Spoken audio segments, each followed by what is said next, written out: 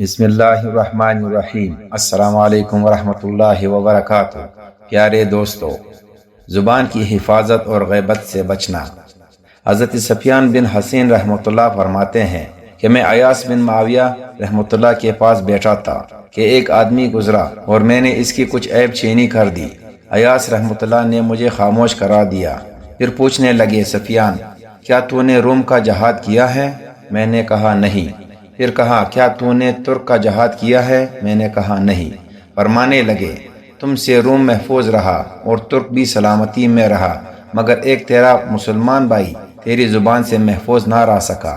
سفیان رحمۃ اللہ کہتے ہیں کہ پھر دوبارہ یہ کام میں نے کبھی نہیں کیا۔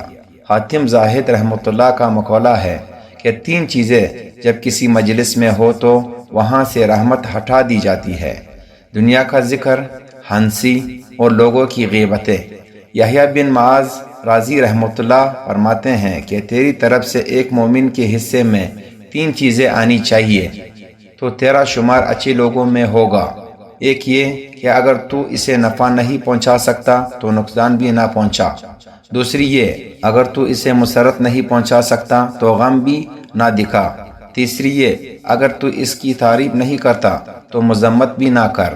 مجاہد رحمۃ اللہ فرماتے ہیں کہ کچھ فرشتے ابن آدم کے ہم نشین ہوتے ہیں، جب وہ اپنے کسی بھائی کا ذکر خیر کرتا ہے تو اسے فرشتے کہتے ہیں کہ تیرے لیے بھی ایسی ہی بلائی ہو، اور جب وہ اپنے کسی بھائی کا ذکر برائی سے کرتا ہے تو فرشتے اسے کہتے ہیں، اے ابن آدم، تو نے اس کے پردے کا بدن ننگا کر دیا ہے، جا اس ذات پاک کا شکر بجا لا جس نے تیری پردہ پوشی کر رکھی ہے۔ کہتے ہیں کہ ابراہیم بن آدم رحمۃ اللہ ایک کھانے پر مدعو تھے، آ کر بیٹھ گئے تو کچھ لوگ کہنے لگے کہ فلاں شخص نہیں آیا۔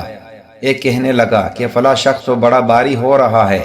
ابراہیم رحمۃ اللہ فرمانے لگے کہ یہ سب میرے پیٹ کی وجہ سے ہیں کہ میں ایسے کھانے کے لیے آیا ہوں جہاں ایک مسلمان کی غیبت ہو رہی ہے۔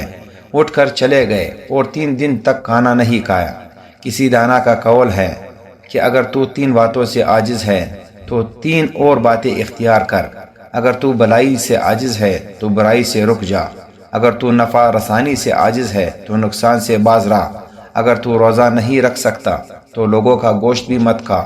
وہب مکی رحمۃ اللہ فرماتے ہیں کہ اگر تمام دنیا ابتدا سے انتہا تک اپنی پوری متاع کے ساتھ مجھے ملے اور میں اسے اللہ کی راہ میں لگا دوں تو اس کے مقابلے میں غیبت کو چھوڑ دینا مجھے زیادہ محبوب ہے۔ ایسی ہی پوری دنیا کے ملنے اور اللہ کی راہ میں خرچ کرنے کا مقابلے میں حرام محل سے نگاہ فست کر لینا مجھے زیادہ پسند ہے۔ جو کچھ پڑھا اور سنا، اللہ تعالیٰ اس پر عمل کرنے کی توفیق عطا فرمائے، آمین یا رب العالمین۔